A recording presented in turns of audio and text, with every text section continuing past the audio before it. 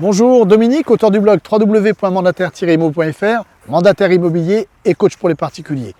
Aujourd'hui, nous sommes à Portici, sur la rive sud d'Ajaccio, l'autre côté du golfe, et nous allons parler de comment choisir son réseau. C'est une question qui revient très fréquemment au niveau du blog et on va tenter d'y répondre aujourd'hui. Alors, juste un petit tour de moto et on y va.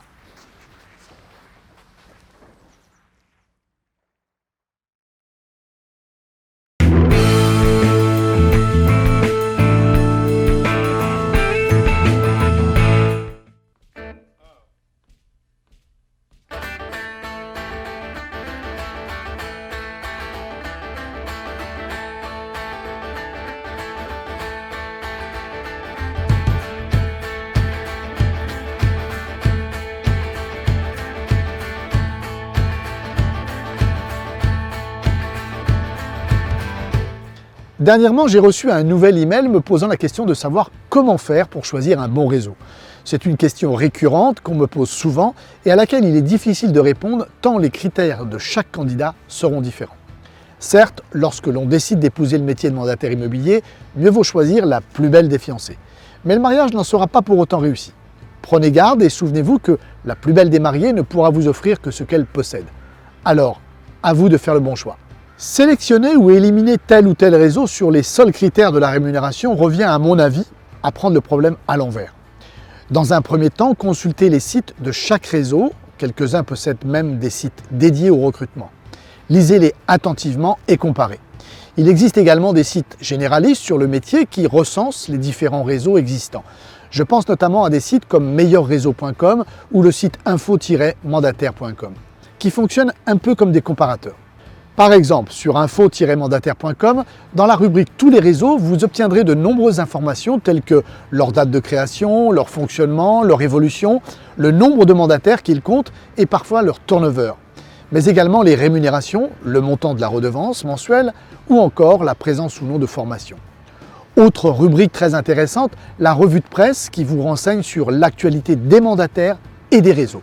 Et une rubrique vidéo proposant des reportages et interviews sur le métier dans lequel des directeurs d'enseigne s'expriment. Ne zappez pas l'onglet Tout sur le métier pour découvrir les aides disponibles et pouvoir choisir parmi les différents statuts autorisés. Mais attention, dès votre première sélection faite grâce à ces comparateurs, je vous conseille de compléter votre recherche par une étude sur le terrain. Regardez tout d'abord quels sont les réseaux et combien de mandataires sont présents sur votre secteur. Il vous suffit pour cela de vous rendre sur leur site et consulter la liste des conseillers dans votre département. Prenez votre courage à deux mains et appelez 2 ou 3 d'entre eux. Ils seront les plus à même de vous renseigner de manière objective. Dites-leur que vous envisagez de vous installer sur le secteur et que vous hésitez entre plusieurs réseaux. Le plus souvent, ils répondront à vos questions. Si vous sentez quelques réticences de leur part, rien ne vous empêche d'en appeler d'autres basés ailleurs en leur indiquant que vous ne projetez pas de vous installer sur le même secteur. Vous éviterez ainsi la réaction de protectionnisme que certains pourraient avoir. Au travers de ce qu'ils vous diront, vous devriez déjà avoir une première idée sur l'approche du réseau par rapport à ses clients et à ses mandataires, de la disponibilité et de la réactivité du siège lorsqu'il s'agit de répondre à une question ou de résoudre un problème d'ordre juridique par exemple. D'autres questions méritent également des réponses. Est-ce un réseau qui encourage la coopération entre ses mandataires? Est-ce un réseau qui communique autrement que sur le seul recrutement? Vous fournit-on du matériel, cartes de visite, flyers, panneaux, etc. Certains d'entre eux privilégient le recrutement de personnes ayant déjà une expérience dans ce métier. D'autres acceptent des personnes non expérimentées. Si tel est votre cas, posez la question de la formation. Y propose-t-on des ateliers d'initiation pour apprendre les bases et d'autres plus tard pour se perfectionner? Pouvez-vous avoir un référent qui sera toujours disponible et prêt à vous aider? Si le réseau que vous choisissez a mis en place des coachs régionaux, prenez rendez-vous avec l'un d'entre eux et posez-lui toutes ces questions. Bien évidemment, le prix de la redevance ou du PAC aura une importance dans votre choix. Mais je le répète encore une fois, cela ne devrait pas être le premier et encore moins votre unique critère de sélection.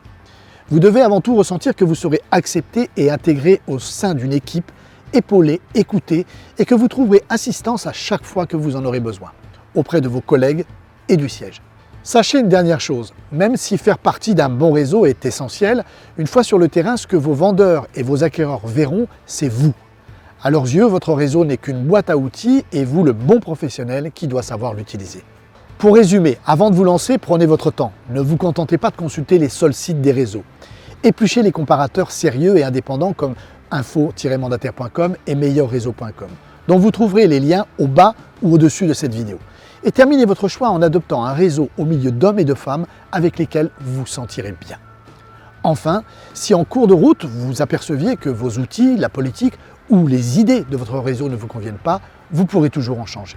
Voilà, c'est tout pour aujourd'hui. Comme d'habitude, si vous avez aimé cette vidéo, cliquez sur j'aime et partagez-la.